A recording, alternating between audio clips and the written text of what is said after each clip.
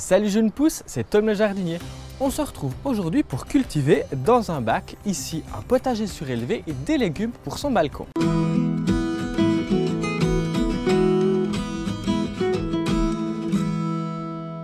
Après avoir bien monté le bac, serré les vis consciencieusement, etc., je vous conseille de placer le bac à son endroit définitif. Une fois le bac bien monté, la terre, les plantes dedans, les billes d'argile, ça peut faire un petit peu de poids. Le bac de potager surélevé que j'ai choisi me permet d'avoir une étagère au-dessous. C'est bien pratique par exemple pour conserver ses pots en terre cuite, pour conserver son arrosoir et gagner un maximum de place. Ensuite, je vais y ajouter ce voile de protection, ce voile géotextile. On pourrait l'agrafer, mais là, ça va tenir simplement avec la terre et les billes d'argile. Ça va permettre à nos terres de rester en place, à nos billes d'argile de ne pas s'échapper et d'avoir un balcon qui reste propre. Ensuite, je vais remplir les premiers centimètres avec des billes d'argile. J'égalise un petit peu. On me pose souvent la question, Tom, pourquoi des billes d'argile alors que mon pot est perforé ou mon bac là, dans ce cas-là est perforé?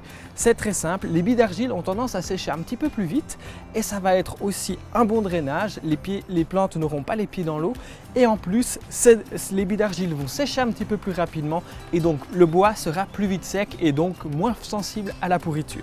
Maintenant, dans ce gros bac, je vais faire un mélange de terre. Je vais utiliser pour ça du compost, environ 1/3 et 2/3 de terreau en sac.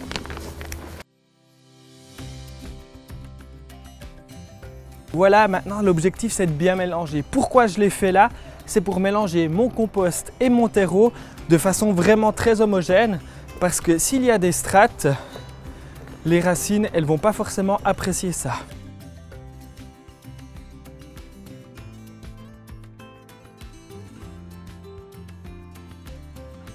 Et voilà, maintenant, plus qu'à verser en faisant bien attention au voile. Comme je vous l'ai dit, on aurait pu l'agrafer, mais là, je pense que ça va bien tenir simplement avec le compost et le terreau. J'ai donc refait une fois un seau pour être certain d'avoir de la terre pratiquement jusqu'à ras-bord. Alors dans un bac comme ça, qu'est-ce qu'on peut planter? Eh bien pratiquement tout. On a par exemple les salades, quelques herbes aromatiques, pourquoi pas. Ici on a de l'origan. On peut planter aussi les tomates greffées ou non. Dans ce contexte-là, je préfère franchement les tomates greffées. Elles sont un petit peu plus résistantes aux à-coups d'arrosage pour avoir un petit peu moins ce que l'on appelle le cul noir ou la pourriture apicale. Donc elles sont un petit peu plus recommandées. On peut mettre aussi, pourquoi pas, des choux ou des courgettes. Franchement, il faut vraiment se faire plaisir. Dans ce genre d'endroit-là, on peut pratiquement tout planter. Vous pouvez aussi faire quelques semis, par exemple des haricots ou de la salade à tondre, voire même quelques radis.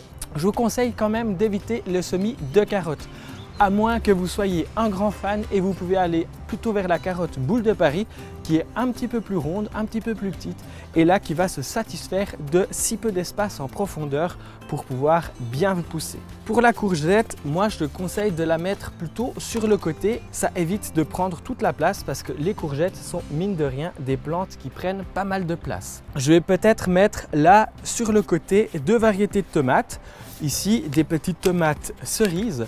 Il faut faire évidemment attention pour ces variétés de tomates, pour toutes les tomates, de plutôt les planter à la fin des seins de glace, autour de la mi-mai, pour éviter tout risque de gel.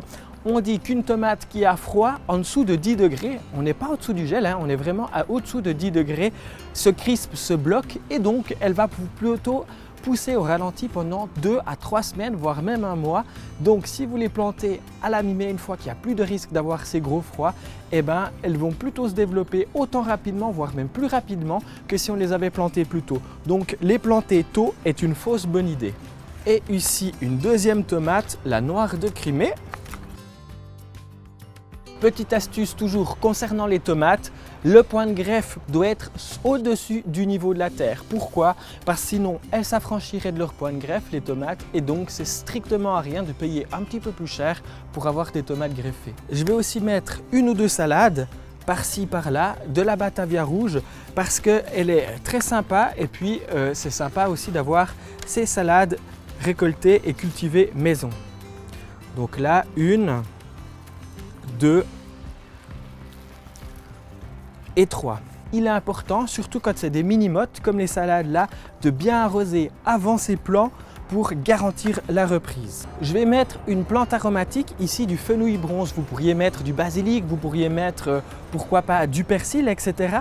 L'idée avec ce fenouil bronze, c'est de tester une nouveauté et puis surtout cette variété-là, elle a tendance à un petit peu moins monter à graines que la variété traditionnelle de l'Annette, donc pourquoi pas.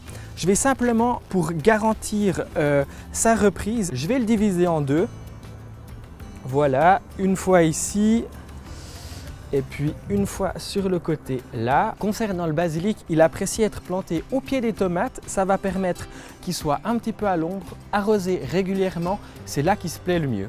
Je vais terminer avec 3 petites fleurs. Ici, 2 tagettes appelées aussi œillet d'Inde et un cosmos, dianthus, qui seront décoratifs et comestibles. Et pourquoi pas, si vous n'êtes pas en pleine période de canicule, en plein été, pouvoir semer par-ci par-là quelques graines de radis. Les radis auront le temps de pousser avant de déranger vos plantes que vous venez de planter et seront prêts à être mangés d'ici un mois. Maintenant que c'est planté, il ne vous reste plus qu'à arroser et arroser abondamment la première fois. Pour éviter de nombreux arrosages, je vais ici ajouter de la paillette de miscanthus. Je vais en mettre une petite couche d'environ 1 à 2 cm. L'idée, c'est vraiment de recouvrir toute la terre et ça préserve le sol des rayons du soleil, donc de l'évaporation. N'hésitez pas à combler les trous avec de nouvelles plantes une fois que les récoltes seront effectuées. Voilà, vous avez un vrai petit potager chez vous qui est aussi très éducatif pour les enfants, pour leur apprendre par exemple le rythme des saisons. Si vous avez des questions, n'hésitez pas à la poser en commentaire. N'oubliez pas de vous abonner à ma chaîne YouTube et d'activer la petite cloche. Comme ça, vous êtes informé de chacune de mes vidéos et c'est gratuit. On se retrouve tout bientôt pour une prochaine vidéo. D'ici là, bon jardinage. Ciao jeunes pousses!